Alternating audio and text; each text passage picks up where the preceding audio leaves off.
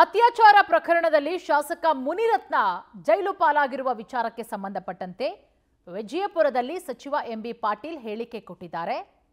First time ಇಂತಹ ಪ್ರಕರಣದ ಬಗ್ಗೆ ಕೇಳಿ ನನಗೆ ಬಹಳ ಗಾಬರಿ ಆಯಿತು. ಯಾರೂ ಕೂಡ ಊಹಿಸದ ಆಪಾದನೆಗಳು ಅವರ ಮೇಲೆ ಬರ್ತಾ ಇದೆ. ಪ್ರಕರಣದ ಕುರಿತು ಸೂಕ್ತ ರೀತಿಯಲ್ಲಿ ತನಿಖೆಯಾಗಲಿ. ಇದು ಸತ್ಯವೇ ಆಗಿದ್ರೆ ನಿರ್ದಾಕ್ಷಿಣ್ಯವಾಗಿ ಕ್ರಮ ಆಗಬೇಕು. ಹನಿ ಟ್ರ್ಯಾಪು, ಸಿಡಿ ಮಾಡೋದು ಇವೆಲ್ಲ ಹೇಯ ಕೃತ್ಯಗಳು. ವಿಜಯಪುರದಲ್ಲಿ ಸಚಿವ ಎಂಬಿ ಪಾಟೀಲ್ ಹೇಳಿಕೆ ಕೊಟ್ಟಿದ್ದಾರೆ. ಇವತ್ತು ಊಹಿಸಲಾರದಂಥ ಆಪಾದನೆಗಳು ಬರ್ತಾ ಇದ್ದಾವೆ. ಯಾರೂ ಊಹೆ ಕೂಡ ಮಾಡಿಲ್ಲ ಈ ರೀತಿ ಕೆಲವೊಂದು ಕೆಲಸಗಳ ಮಾಡಲಿಕ್ಕೆ ಸಾಧ್ಯ ಅದ ಅಂಥೇಳಿ.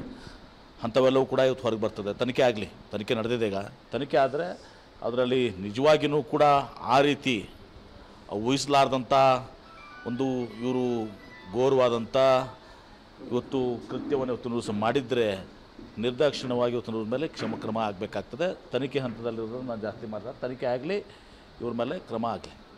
ಯಾರು ಊಹೆನೂ ಮಾಡೋಕ್ಕೆ ಸಾಧ್ಯ ಇಲ್ಲ ಇಂಥವೆಲ್ಲನೂ ಕೂಡ. ನಾನು ಫಸ್ಟ್ ಟೈಮ್ ನಾನು ಗಾಬರಿ ಆದೀವಿ ಇದನ್ನು ನೋಡೋಂಥದ್ದು ಕೇಳಿ ಸರ್. ಟೋಟಲ್ ಆಗಿ ನೋಡೋದಾದ್ರೆ ಈ ಹನಿ ಟ್ರ್ಯಾಪ್ಗಳ ಕೇಸ್ ಭಾಳ ರಾಜಕಾರಣಿ ಟಾರ್ಗೆಟ್ ಮಾಡೋದು, ಹನಿ ಟ್ರ್ಯಾಪ್ಗಳ ಕೇಸ್ ಜಾಸ್ತಿ ಆಗ್ತದೆ. ನೋಡಿದು ಮೊನ್ನೆದು ಸರಿಯಾದಂಥದ್ದಲ್ಲ. ಈ ಹನಿ ಟ್ರ್ಯಾಪು, ಗಿನಿ ಟ್ರ್ಯಾಪು, ಈ ರೆಕಾರ್ಡಿಂಗು, ವಿಡಿಯೋ ಇವೆಲ್ಲನೂ ಕೂಡ ಭಾಳ ಹೇಯ ಕೃತ್ಯಗಳಿದನ್ನು. ಯಾರೇ ಮಾಡಲಿ ಇದನ್ನು ಮಾಡೋರು ತಪ್ಪು, ಮಾಡಿಸ್ಕೊಂಡವರು ತಪ್ಪು.